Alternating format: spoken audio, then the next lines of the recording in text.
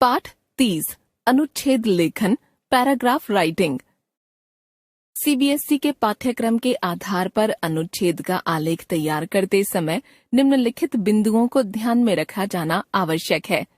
विषय वस्तु के केंद्रीय भाव को पूरे अनुच्छेद में शामिल किया जाना चाहिए। विचारों में क्रमबद्धता होनी चाहिए तथा दी गई शब्द सीमा को भी ध्यान में रखा जाना चाहिए। अनुच्छेद शब्द को अंग्रेजी में पैराग्राफ कहा जाता है। अनुच्छेद लेखन के अंतर्गत किसी विषय विशेष पर संक्षेप में अपने विचार व्यक्त करने होते हैं। विचार व्यक्त करते समय यह ध्यान रखा जाता है कि विषय से संबंधित समस्त प्रमुख बातों का समाहार हो जाए। अच्छे अनुच्छेद लेखन के लिए निम्नलिखित विशेषताओं की अपेक्षा होती है। विषय का सम्यक ज्ञान, दिए गए विषय से मिलते जुलते विषयों की समानता एवं भिन्नता का ज्ञान, भाषा के शब्द भंडार पर अधिकार, भाषिक संरचनाओं का पूरा ज्ञान, बड़ी बात को छोटे छोटे वाक्यांशों, पदबंधों आदि के माध्यम से व्यक्त कर पाने की अभिव्यक्ति क्षमता, विषय से संबंधित प्रमुख उक्तियों को बल देकर प्रस्तुत करना। अनुच्छेद 1 नया सवेरा नई सोच।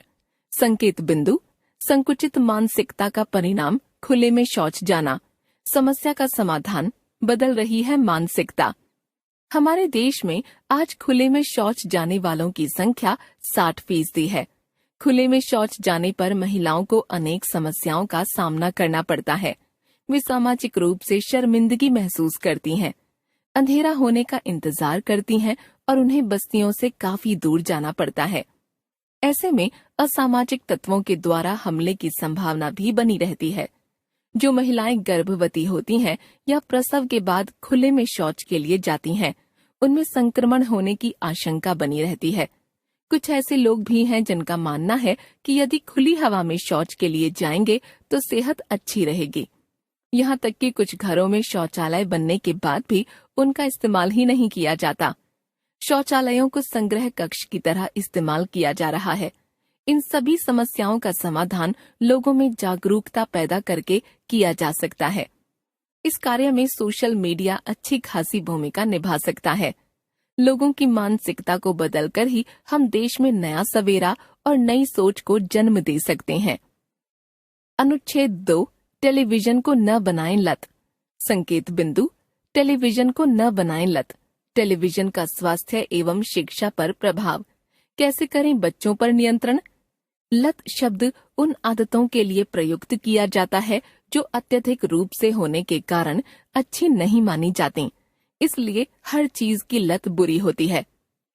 आजकल टेलीविजन देखना भी लत बनता जा रहा है, खासकर बच्चों के लिए। यदि बच्चे शिक्षा देने वाले कार्यक्रम ही देखें तो कोई बात नहीं, लेकिन मध्य वर्गीय और उच्च मध्य वर्गीय परिवारों में घरों पर रहने वाली महिलाएं अक्सर अपने को टीवी के कार्यक्रमों या नाटकों, रियलिटी शोज आदि में व्यस्त रखती हैं। जब घर में टेलीविजन चलेगा तो बच्चे उससे दूर कैसे रह सकते हैं। वे भी अपनी पढ़ाई लिखाई छोड़कर टेलीविजन के आगे ही बैठ जाते हैं और जब किसी कार्यक्रम या नाटक में रुचि पैदा हो गई फिर वह छुड़ाए नहीं छूटती। टेलीविजन की लत का दुष्प्रभाव बच्चों की पढ़ाई लिखाई पर तो पड़ता ही है, साथ ही उनके स्वास्थ्य पर भी पड़ता है। ज्यादा टीवी देखने वाले बच्चों की आंखों पर चश्मा चढ़ जाता है। इस संदर्भ में माता पिता तथा घर के अन्य बड़े सदस्यों को स्वयं पर नियंत्रण करना होगा, तभी वे अपने बच्चों को टेलीविजन की लत से मुक्त करा सकते हैं।